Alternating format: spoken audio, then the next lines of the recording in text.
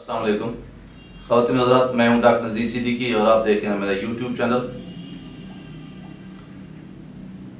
वही भारत जो पाकिस्तान के बलूचिस्तान और कराची को खुदा न खास्ता आज़ाद करने की साजिशें कर रहा था, आज खुद उसी अंजाम से दो चार होने जा रहा है।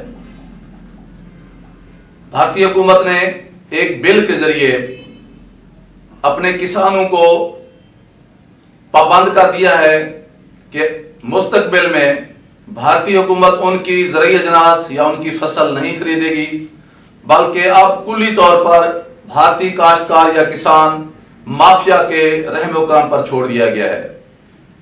पूरी दुनिया में यह रिवाज है कि काश्तकार जो अपनी फसल काश्त करता है तो काश्त के वक्त एक एक्सपोर्ट प्राइस का ऐलान किया जाता है ताकि काश्तकार समझ सके, उसे पता चल सके, वो अंदाजा कर सके कि जो मैं फसल काश्त कर रहा हूं इस पे मेरे कितने खराजात आएंगे और फिर हुकूमत ने इसका क्या रेट मुकर्रर किया है ताकि वो अपना नफा नुकसान अपने दिमाग में बिठा सके।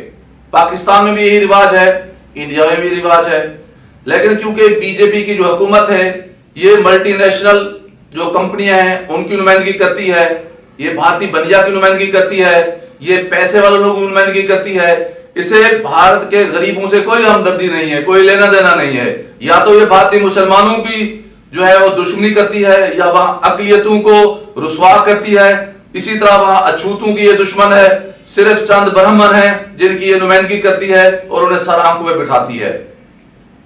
इसी बिल के खिलाफ पूरे भारत में एहतजाज हो रहा है। खास तौर पर जो सिख हैं, जो ज़राअत से ज्यादा मुंसलिक हैं, उन्होंने इस वक्त पूरे मशरकी पंजाब में एहतजाज का एक ना खत्म होने वाला सिलसिला शुरू कर रखा है और इस बात को काफी दिन हो गए हैं। अब सिखों के इस एहतजाज के साथ साथ खालिस्तान की आवाज भी उभरना शुरू हो गई है, जिस पर भारतीय हल्के काफी परेशान हैं। लेकिन मोदी अपनी हट धर्मी पर कायम है, वो बिल ये वापस लेने के लिए तैयार नहीं है, लेकिन आज या कल उसे ये बिल वापस लेना पड़ेगा। बासूरत दीगर भारत टुकड़ों में बढ़ता हुआ नजर आ रहा है। अब ये जो सिख हैं इनके साथ अगरचे हिंदू काश्तकार भी शामिल हैं, लेकिन पेश ये सिख कम्युनिटी है।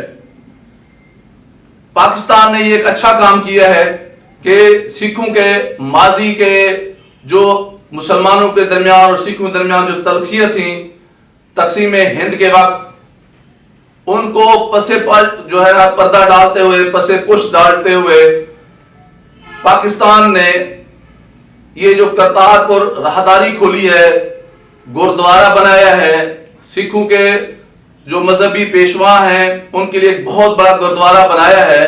उसकी वजह से सिखों के दिल नरम पड़ गए हैं और उन्हें अपने माजी के किए पे बड़ी जो है ना अफसोस होता है। और वो उस एक सुनहरी मौका था उनके पास पूरी दुनिया में एक वाहिद सिख रियासत बनाने का, लेकिन मास्टर तारा सिंह जैसे लोगों की वजह से वो अपना ये मौका जाया कर बैठे। उल्टा मुसलमानों के साथ जंग जदल के नतीजे में एक बड़ा नुकसान हुआ, मुसलमानों का भी खून बहा। इसलिए अब वो एक काफी अरसे से एक खालिस्तान की तहरीक चला रहे हैं और ये 90 की दहाई में खालिस्तान तहरीक काफी आगे चली गई थी, लेकिन बदकिस्मती से ये नतीजा खेज साबित ना हो सकी, जिसके बहुत सारे अवामिल हैं और तारीख इस चीज की शाहिद है कि ये किस तरह नाकाम हुई।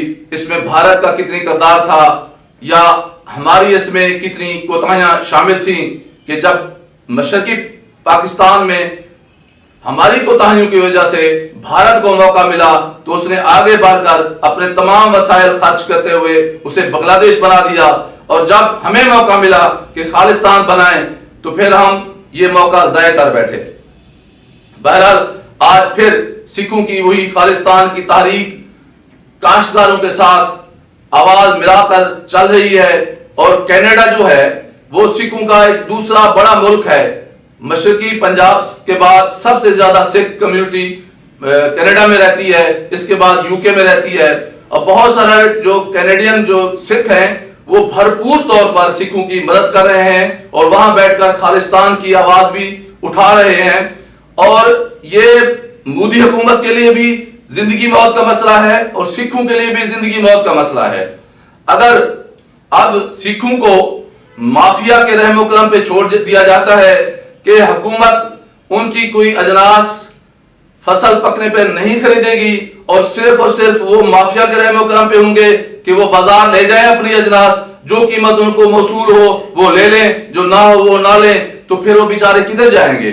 तो फिर सारी जिंदगी वो गुलाम बनकर रह जाएंगे, माफिया की मोहताज बनकर रहेंगे, हुकूमत का उसमें कोई अमल दखल ना होगा। ये एक बहुत बड़ी साजिश है भारतीय किसान के खिलाफ, खासतौर पर सिखों के खिलाफ। और अगर मोदी हुकूमत ये बिल वापस लेती है तो फिर ज़ाहिर सिखों में मजीद जोशो खरोश पैदा होगा। और मोदी को इसी बात का डर है कि अगर सिखों में इस बिल के हवाले से मैं वापस लेता हूं और वो कामयाब हो जाते हैं तो फिर ये खालिस्तान की राह पर चल निकलेंगे और फिर भारत टुकड़े टुकड़े भी हो सकता है। और फिर सिर्फ जो है सिख, ये सिर्फ जो है किसान नहीं है, सिख भारतीय जिंदगी में बहुत कलीदी किरदार रखते हैं। वहां के चाहे सिक्योरिटी इदारे हों, वहां की अफवाज हो, वहां के ब्यूरोक्रेसी हो, सिख बहुत ही अहमियत के हामिल हैं। सिख कम्युनिटी की बहुत अहमियत है वहां। तो अगर सिख कम्युनिटी भारत से अलग हो जाती है तो फिर भारत के पास अपनी फोर्सेस के लिए जो है अफरादी कुव्वत भी बाकी नहीं रहेगी। उसकी चाहे नेवी हो, चाहे ग्राउंड फोर्सेस हो, चाहे एयरफोर्स हो, वहां जो है सिखों की बहुत बड़ी अक्सियत है।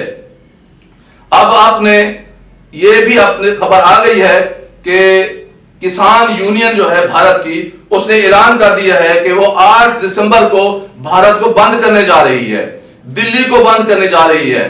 जितनी टोल प्लाजे हैं वहां वो धरने देंगे और भारत दिल्ली की तरफ सारे रास्ते बंद कर देंगे, तमाम हाईवेज वो बंद कर देंगे।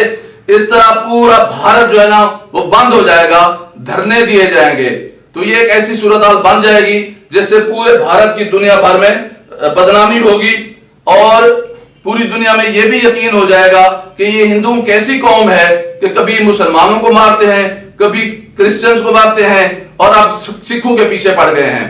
तो ये जो है सारा सिलसिला जो चल निकला है, यकीनन भारत जो है अब एक तकसीम की राह पर चल रहा है।